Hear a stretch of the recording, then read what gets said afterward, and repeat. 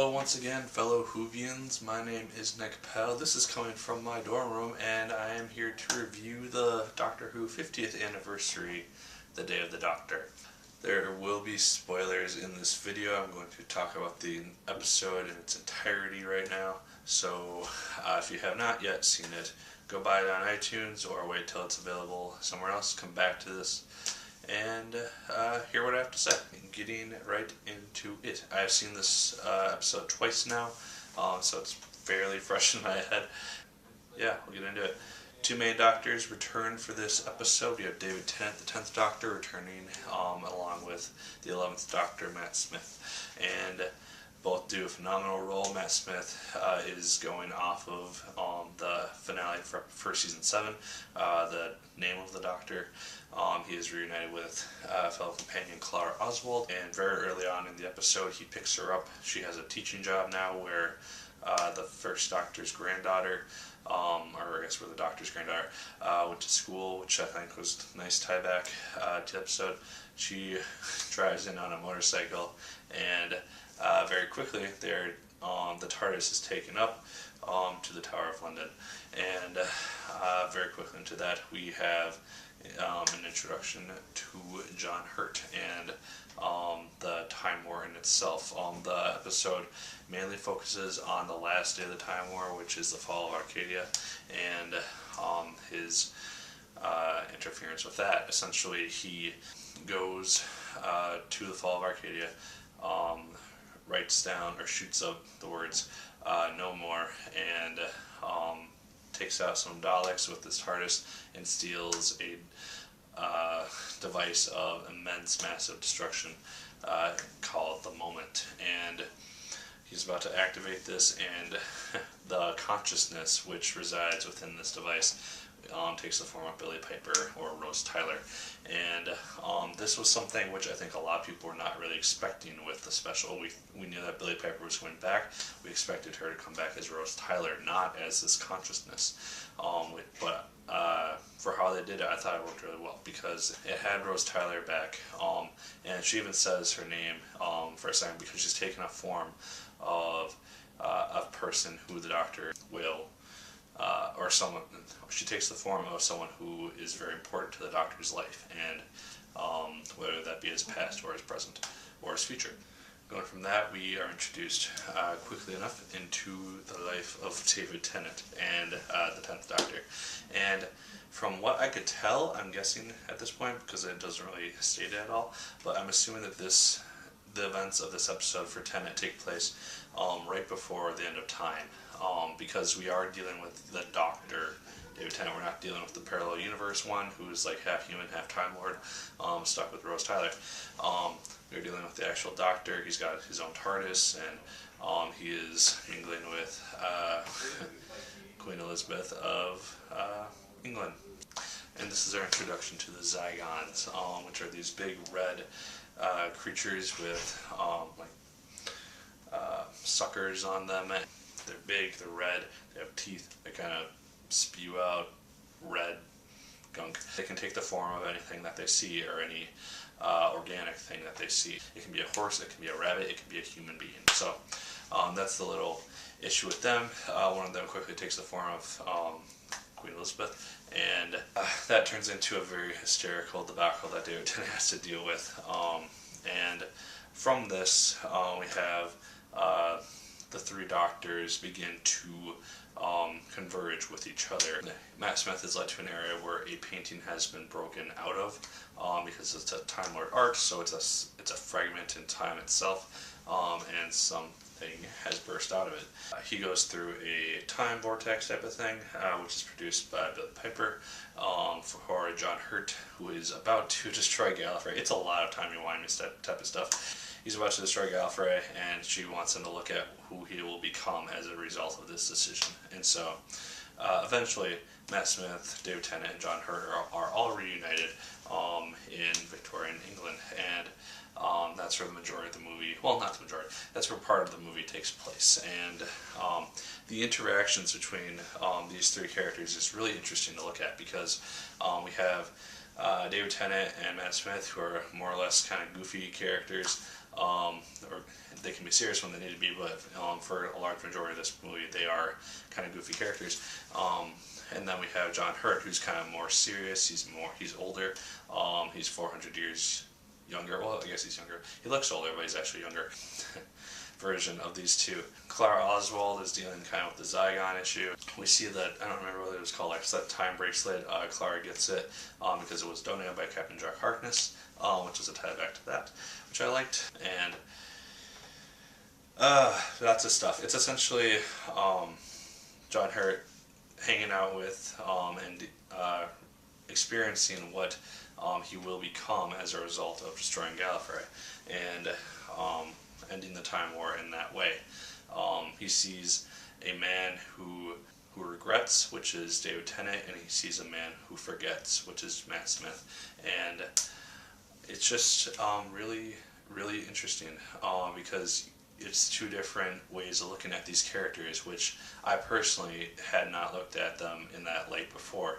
I was talking with a friend of mine earlier today who had also seen the special, and he mentioned that after Matt Smith lost Amy and Rory, he fairly quickly moved on to Clara, and the only thing that he had to remind him of Amy was the glasses, but otherwise he moves on as he does with all of his companions. He moves on, he kind of forgets, well, he doesn't forget, but he kind of pushes back the thoughts of it. And so, I don't know, it's just a very strange and interesting way of looking at the Doctor. The Zygons kind of annoyed me just because they weren't really essential to the episode as a whole. They were just kind of there, they're kind of background, just like a very small threat that they had to deal with. They weren't really even defeated. Earth signed a treaty with them, which I would assume allowed them to live incognito on Earth with humans, just take the forms of human beings and live their life. So I don't know, I thought that was kind of a cheap way. I kind of thought that the Zygons were going to be one of the main villains, and they really weren't. They were just kind of there. I also thought that John Hurt was going to end up being the main villain in this, and he was actually an ally, which surprised me because you think of the War Doctor, and I thought that he was going to be kind of like the Master in a sense. Not really at that level of crazy, but still like an enemy that Tennant and Smith would have had to try to fight. And yeah, he's an ally instead. And then jumping to the end of the episode, we have the three doctors. They're ready to destroy Gallifrey together. They all have their hand on the button. Billy Piper shows them the like Gallifrey as it is, with children and people just running around terrified. And Clara reminds Matt Smith, "You're a doctor. Fix it. Don't destroy it." This was another part which kind of bugged me just for like about a minute, just because of how kind of kiddish it was in a sense, just in terms of them just figuring out a solution right there and then, and jumping around gleefully and all that type of stuff. It just kind of seemed a little cheesy to me. But moving past that, when we get back to the Gallifrey War Council, and they're discussing the Dalek invasion, the fall of Arcadia. We see Matt Smith show up on screen, we see David Tennant show up on screen, we see John Hurt come up on screen. They're all claiming themselves as the Doctor, and they are all three doctors. And very quickly they explain their plan to the War People to freeze Gallifrey in an alternate universe, where they will be living in peace, essentially, and the Daleks will destroy themselves in the Crossfire. And then, a very cool thing, we have all 13 Doctors show up. They show archive footage of all the 1 through 9 Doctors, and they worked it really well. And then we even get to see a very, very small snippet of Peter Capaldi, and we just see his eyes, and it was kind of a cool teaser to what we'll be able to see from him. And it also alludes to the idea we will see 13 doctors. He didn't bring back 57 doctors, he didn't bring back 102, he brought back 13. And so it's the idea that there will just be 13 doctors in this show. I'm sure Moffat will come up with some sort of way to get around this because they want to keep this show going for another 25 to 50 years. So we'll just see what happens. They do that, they freeze Gallifrey, they're successful, and they all go their separate ways. David Tennant says his own I don't want to go thing. And then we see John Hurt begin to regenerate into Christopher Eccleston, and yeah, more or less that's where the episode ends. We see a little cameo with the Fourth Doctor, which in which he tells him, search out Gallifrey, that's kind of your new goal, and that's essentially, in my opinion, what Peter Capaldi will end up striving for in his series run as the Doctor. It ends, we see all the Doctors kind of lined up, and the episode ends with that. This is Matt Smith's penultimate episode, and he will be leaving it in the Christmas special, which I will be reviewing the day after it airs because I can see it on iTunes the day after it airs, so that's when I'll see it. Yeah. Overall, I enjoyed the special a lot. I saw it twice. I saw it once from iTunes, and then I saw it again in 3D on Monday.